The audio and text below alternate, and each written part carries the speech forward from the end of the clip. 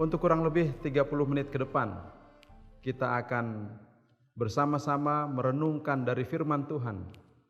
Dan kali ini kita akan belajar satu hal yang sangat berharga yang Tuhan titipkan di dalam kehidupan kita untuk kita kelola dengan baik, sehingga itu akan bisa menjadi satu berkat untuk kita pribadi, bahkan juga untuk orang-orang di sekitar kita.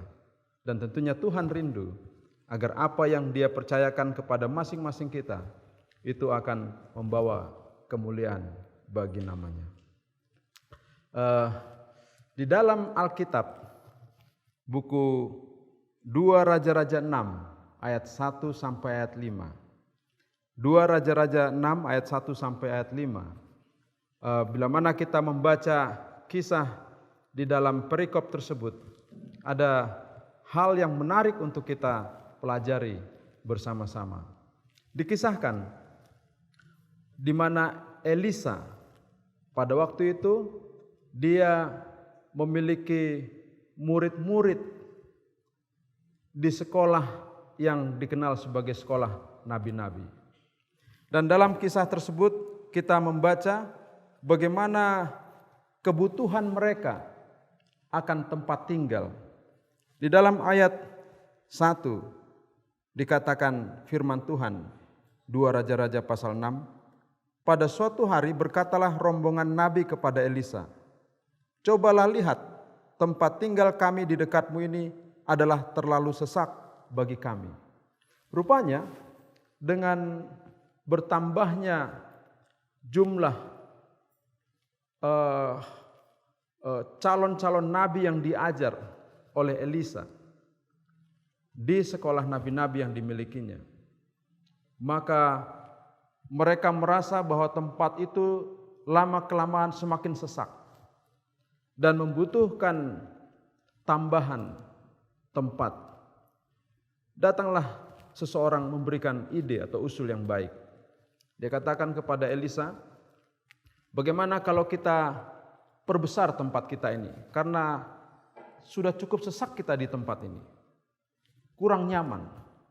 Begitulah sebuah pertambahan atau sebuah pertumbuhan. Bila mana jumlah kita semakin bertambah, maka biasanya itu akan diikuti juga oleh bertambahnya fasilitas ataupun akomodasi yang perlu untuk dipikirkan dalam hal tersebut. Nah, dalam kisah ini akhirnya seseorang mengusulkan agar mereka pergi ke Sungai Yordan, di mana di sana mereka bisa mendapatkan kayu ataupun balok-balok yang bisa mereka jadikan bahan untuk memperluas tempat tinggal mereka, atau dengan kata lain mereka ingin membangun ruangan tambahan agar cukup untuk menampung jumlah mereka yang semakin banyak. Usul itu dipandang baik oleh Elisa. Bahkan dia sendiri sesuai dengan ajakan dari murid-muridnya, dari rombongan Nabi itu, agar dia juga ikut ambil bagian untuk mengambil kayu di tepi Sungai Yordan, maka dia pun pergi. Nah, menariknya dalam cerita tersebut, dalam kisah itu, sementara mereka sedang asik menebang pohon, salah seorang dari rombongan Nabi itu, dia sementara mengayunkan kapaknya, maka terlepaslah mata kapak dari tangkainya atau dari gagangnya. Dan waktu itu dia berteriak-teriak. Kita baca di dalam ayat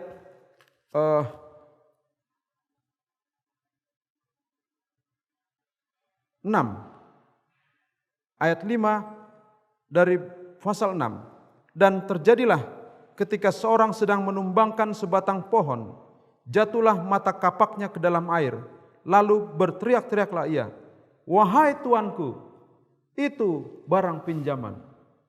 Wahai tuanku, itu barang pinjaman. Adalah sebuah ungkapan yang menarik.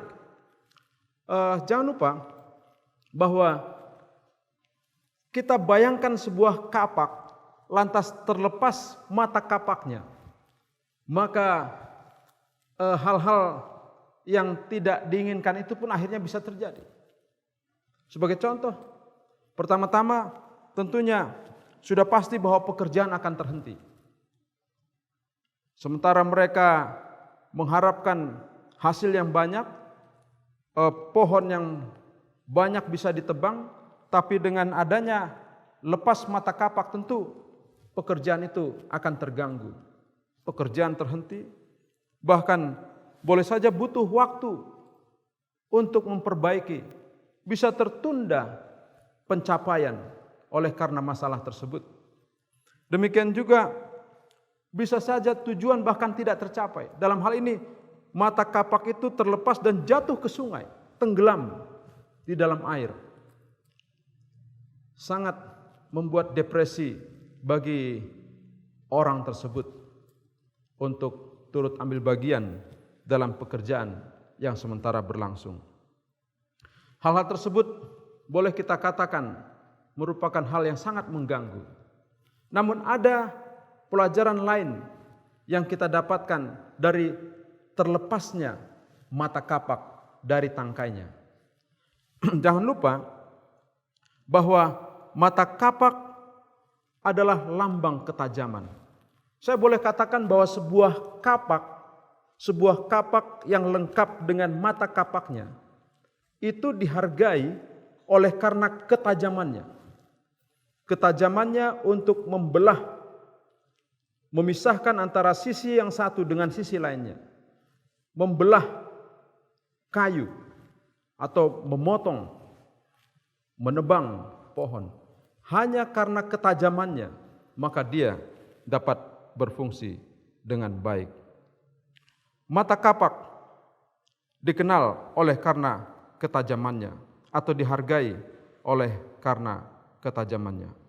Dan jangan lupa, di dalam diri kita Tuhan juga meminjamkan mata kapak untuk kita gunakan. Mata kapak dalam diri kita adalah akal budi kita, pemikiran atau pikiran kita, hal yang membedakan kita manusia dari makhluk hidup lainnya yang pernah diciptakan oleh Tuhan. Kenapa? Oleh karena dengan akal budi inilah kita bisa memisahkan, bisa membelah antara kebaikan dengan kejahatan, antara kesalahan dengan kebenaran. Hanya karena kita memiliki ketajaman pikiran, ketajaman akal budi untuk memisahkan antara yang satu dengan yang lainnya. Saudara-saudara, itulah yang membuat kita sangat berbeda, luar biasa diciptakan oleh Tuhan. Jangan lupa, itu adalah, saya boleh ilustrasikan dengan hubungkan dengan ilustrasi ini, itu adalah mata kapak yang harus kita kelola dengan baik. Dalam diri kita, mata kapak dipercayakan Tuhan untuk menjadi berkat untuk si pemiliknya, untuk kita pribadi, bahkan juga untuk sesama kita. Di dalam buku Amanat kepada Orang Muda, ada seorang hamba Tuhan yang diilhamkan menulis seperti ini. Dia katakan, otak adalah ibu kota dari tubuh manusia. Bila mana otak atau akal budi ini rusak oleh karena berbagai hal yang tidak bisa memelihara ataupun mempertahankan akal budi pikiran itu dalam kondisinya tetap baik. Apakah dari kegelojohan kita, dari hal-hal yang membuat akhirnya rusak akal budi kita, maka alat yang sangat penting itu akan kehilangan fungsinya, bisa tumpul sehingga tidak lagi bisa memiliki ketajaman untuk membedakan antara yang baik dengan yang tidak baik, apalagi membedakan perkara-perkara yang bersifat kekekalan. Jadi di dalam diri kita, dalam tubuh kita ini ada satu alat yang dititipkan Tuhan, dikenal dengan akal budi, pikiran yang berfungsi seperti mata kapak itu, yang bisa untuk membelah atau memisahkan antara perkara yang baik dengan perkara yang tidak baik. Dan Tuhan mau kita gunakan mata kapak atau akal budi pikiran kita itu dengan sebaik-baiknya. Mata kapak bisa hilang dari kehidupan kita oleh karena berbagai hal. Di dalam Alkitab ada satu catatan yang kita akan bahas pada saat ini, sehubungan dengan hilangnya akal budi dari diri seseorang. Peristiwa ini dicatat di dalam Daniel pasal yang keempat. Daniel pasal yang keempat mengisahkan mengenai seorang raja yang bernama Raja Nebukadnezar. Daniel 4 berbicara bagaimana Raja Nebukadnezar, seorang raja dari kerajaan yang besar, tapi dia meninggikan diri sesuai dengan judul daripada perikop ini. Nebukadnezar meninggikan diri dan direndahkan. Bila mana kita membaca cerita ini, dikisahkan di sana bagaimana Nebukadnezar itu merasa bahwa dirinya lah sudah segala-galanya. Sehingga Tuhan perlu untuk mengajar dia. Oleh karena kesombongannya, oleh karena tinggi hati, oleh karena meninggikan diri, maka Tuhan mengizinkan Nebukadnezar untuk belajar pengalaman yang sangat menyedihkan sehubungan dengan hilangnya akal budi atau ketajaman untuk membedakan antara yang baik dan yang tidak baik. Di dalam ayat 33 kita membaca dari Daniel pasal yang keempat, disebutkan begini. Pada saat itu juga terlaksanalah perkataan itu atas Nebukadnezar. Perkataan apa? Itu adalah perkataan dari penglihatan yang dilihatnya bahwa dia dihalau. Dia dihalau dari antara manusia dan makan rumput seperti lembu dan tubuhnya basah oleh embun dari langit sampai rambutnya menjadi panjang seperti bulu burung rajawali dan kukunya seperti kuku burung. Nebukadnezar, seorang raja yang tadinya berada di tahta kerajaannya, dia harus dihalau dari tahtanya untuk pergi dan hidup seperti hewan di padang belantara sana. Kenapa hal itu terjadi? Tuhan ingin mengajar untuk sekian waktu lamanya bahwa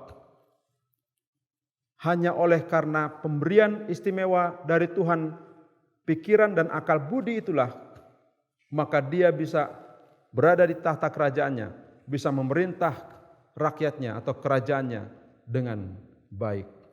Dan untuk sesaat akal budi itu hilang daripadanya. Tuhan berikan pelajaran. Di dalam ayat 34 dikatakan, tetapi setelah lewat waktu yang ditentukan, aku, Nebukadnezar, menengadah ke langit, dan akal budiku kembali lagi kepadaku. Akal budiku kembali lagi kepadaku. Dengan kata lain, sementara dia dihalau ke padang, dia turun dari tahtanya, pada waktu itu akal budinya hilang.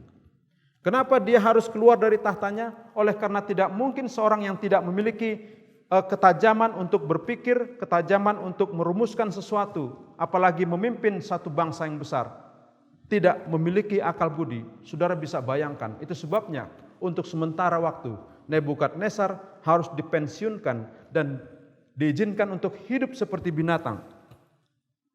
Dia basah oleh embun, rambutnya panjang, kukunya seperti bulunya seperti bulu burung rajawali, dan kukunya pun seperti kuku burung panjang.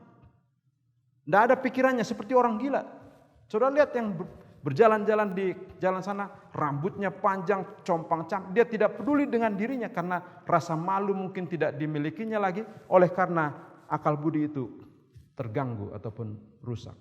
Itu yang disebut, sering dikatakan dengan istilah gangguan jiwa. Saudaraku yang dikasihi oleh Tuhan, betapa berharganya mata kapak, ketajaman akal budi dalam diri seseorang. Kemudian kita baca ayat selanjutnya, kalimat selanjutnya dalam ayat 34. Setelah akal budinya kembali, dikatakan, lalu aku memuji yang maha tinggi dan membesarkan dan memuliakan yang hidup kekal itu, karena kekuasaannya ialah kekuasaan yang kekal dan kerajaannya turun-temurun. Hanya orang yang memiliki akal budi, yang memiliki ketajaman untuk memisahkan kebenaran dari kejahatan, yang bisa memuji Tuhan. Artinya dia memiliki sebuah kesadaran bahwa ada Allah yang patut untuk dipuji dan disembah. Dan untuk itulah Tuhan mengizinkan perkara itu terjadi di dalam diri Nebukadnezar, Raja Nebukadnezar, agar dia belajar bahwa di tengah-tengah kemasyurannya, di tengah-tengah ketinggian jabatan yang dimilikinya, tetap harus bergantung kepada Tuhan, karena dialah yang mengangkat dan yang menurunkan raja. Saudaraku yang saya kasih di dalam Tuhan Yesus Kristus, akal budi adalah hal yang sangat penting dalam diri kita. Tanpa akal budi, manusia tidak ubahnya seperti hewan. Itu sebabnya betapa pentingnya menjaga agar mata kapak atau akal budi kita tetap pada tempatnya. Jangan sampai hilang. Saya tidak harapkan kita memiliki pengalaman yang sama seperti yang terjadi dalam diri Nebukadnezar. Diambil sejenak akal budinya untuk beberapa saat, dia perlu belajar 7 masa. Dan akhirnya setelah lewat itu baru dikembalikan. Dan menurut ayat ini, ayat selanjutnya di dalam Daniel pasal 4 yang kita baca tadi, bahwa setelah akal budinya kembali, kita lihat dalam Daniel pasal 4 ayat selanjutnya, ayat 36. Pada waktu akal budiku kembali kepadaku, kembalilah juga kepadaku kebesaran dan kemuliaanku untuk kemasyuran kerajaanku. Para menteriku dan para pembesarku menjemput aku lagi. Aku dikembalikan kepada kerajaanku, bahkan kemuliaan yang lebih besar dari dahulu diberikan kepadaku. Lihat itu. Tidak mungkin orang yang tidak punya pikiran ketajaman digunakan pada waktu itu. Setelah akal budinya kembali, barulah menteri-menterinya datang untuk jemput dia, para pembantunya datang untuk jemput dia, kemudian dia dikembalikan kepada kerajaannya. Kenapa dia bisa dikembalikan? Karena dia bisa memimpin kembali. Ketajaman, hikmat, akal budi, kepandaian sudah kembali di dalam dirinya. Betapa pentingnya mata kapak dalam diri kita. Kita harus pertahankan mata kapak itu. Jangan sampai bergeser, jangan sampai terganggu, apalagi hilang dari diri kita. Selanjutnya, ada hal penting lain yang kita bisa pelajari dari 2 Raja-Raja 6 ayat yang kelima, yang mengatakan seperti sebuah teriakan, wahai tuanku, itu barang pinjaman. Rupanya salah seorang dari rombongan Nabi ini yang kehilangan mata kapak itu, dia adalah seorang yang bertanggung jawab. Dia adalah seorang yang tahu diri. Dia meminjam sesuatu. Kenapa harus stres? Karena dia tahu bahwa barang pinjaman itu bukan miliknya. Jangan lupa saudara-saudara, kalau kita pinjam sesuatu dari teman, dari tetangga, dari orang lain, itu bukan milik kita. Jadi fakta yang kita harus pelajari dari kisah ini adalah barang pinjaman itu bukan milik kita. Itu yang pertama. Kemudian yang kedua, barang pinjaman itu hanya sementara. Hanya sementara. Ya, walaupun ada seloroh. Saya sering mendengar ada canda-candaan, pinjam untuk seterusnya katanya. Pinjam untuk selamanya. Pinjam jadi hak milik dan lain sebagainya. Sesungguhnya barang pinjaman hanya untuk sementara. Dan yang ketiga adalah barang pinjaman itu wajib dipertanggungjawabkan, wajib dikembalikan. Ya wajar, kalau kita pinjam sesuatu, ada saatnya kita harus kembalikan. Saya pinjam buku dari teman saya perlu kembalikan kembali. Jadi itu bukan milik kita, itu hanya bersifat sementara, dan itu harus dipertanggungjawabkan. Tidak heran orang ini merasa stres karena dia sampai teriak kepada Elisa, "Wahai tuanku, itu barang pinjaman." Karena dia seorang yang baik, dia seorang yang bertanggung jawab. Dia tahu bahwa itu bukan miliknya. Itu hanya bersifat sementara dia pegang dan dia perlu kembalikan kepada si empunya. Jadi kita juga belajar dari pengalaman ini bahwa tidak semua hal milik kita. Mungkin kita pernah meminjam sesuatu dan jangan lupa hidup kita ini adalah pinjaman dari Tuhan. Saya ingin bacakan sebuah kutipan, dikatakan begini, hanya satu kesempatan dalam hidup dipinjamkan oleh Tuhan. Only one lease of life is granted us. Dan atas hal yang hanya satu kali dipercayakan atau dipinjamkan Tuhan kepada kita itu, hal yang harus kita tanyakan adalah bagaimana saya bisa memaksimalkan kesempatan ataupun hal yang dititipkan Tuhan itu untuk bisa saya kelola dengan baik, sehingga itu akan bermanfaat sebesar-besarnya untuk sesama dan untuk kemuliaan bagi nama Tuhan. Itulah yang kita harus tanyakan. Jadi kalau Tuhan percayakan kita seperti Mazmur 90 mengatakan masa hidup kita adalah 70 tahun, kalau kita kuat 80 tahun, artinya kita dipinjamkan kesempatan 70 tahun, kita harus gunakan itu semaksimal mungkin untuk menjadi berkat untuk sesama dan untuk kemuliaan bagi nama Tuhan. Karena boleh saja waktu itu karena sementara, waktu itu habis dan harus kembali. Jadi kita perlu gunakan dengan sebaik-baiknya. Saya boleh hubungkan dengan lingkungan keluarga. Jangan lupa, bagi kita yang sudah berkeluarga misalnya, pasangan kita itu tanda petik dipinjamkan oleh Tuhan. Dikaruniakan buat kita. Anak-anak yang terlahir di tengah-tengah keluarga kita itu, dengan istilah ini saya boleh katakan dipinjamkan. Anak-anak adalah milik pusaka dari Tuhan, dititipkan, dipinjamkan untuk kita kelola, kita rawat, kita tumbuh kembangkan sesuai dengan keinginan Tuhan. Jangan lupa, hanya sementara. Kesempatan itu hanya sementara. Karena kita bisa lihat, boleh saja kita yang berhenti, kemudian kita harus berpisah dari mereka, atau mereka yang dititipkan, diizinkan untuk kita miliki, kemudian untuk sementara waktu dan diistirahatkan misalnya. Kita sering menyaksikan ada orang tua yang masih hidup, bahkan anaknya masih kecil, dia harus berpisah oleh karena kematian misalnya. Jadi kita tidak bisa prediksi, tidak bisa hitung-hitung siapa saja bersifat sementara dalam tatanan atau dalam lingkungan di lingkaran kehidupan kita. Itu sebabnya selama kita masih bersama-sama, maka kesempatan yang terbaik adalah bagaimana kita memaksimalkan kesempatan itu untuk kita kelola bersama-sama, menjadi berkat untuk pasangan kita, untuk anak-anak yang Tuhan percayakan bagi kita. Sebaliknya, kita ajarkan mereka juga begitu, untuk menggunakan kesempatan dengan baik, bagaimana menjadi berkat untuk orang tua, untuk ayah ibu, dan untuk teman-teman di sekitar mereka.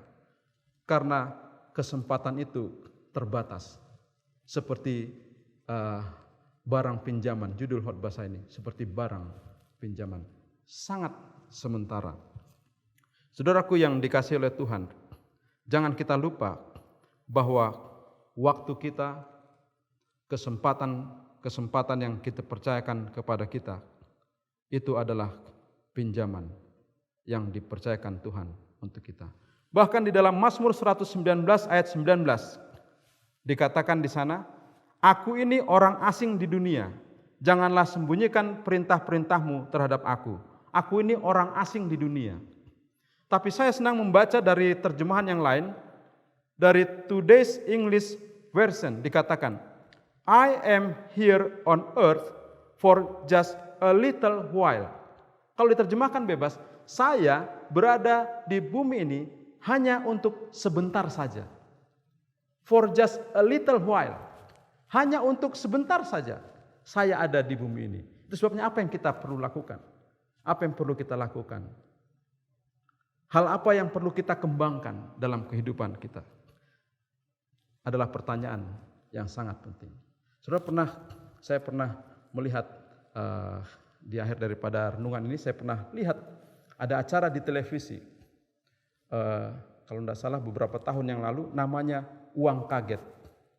Sebuah stasiun televisi menayangkan acara ini, bagaimana seseorang diberikan sejumlah uang, kalau tidak salah 10 juta rupiah, kemudian dia harus menghabiskan uang itu dalam tempo 30 menit atau berapa, lantas dia harus pergi membelanjakan uang itu dengan waktu yang terbatas.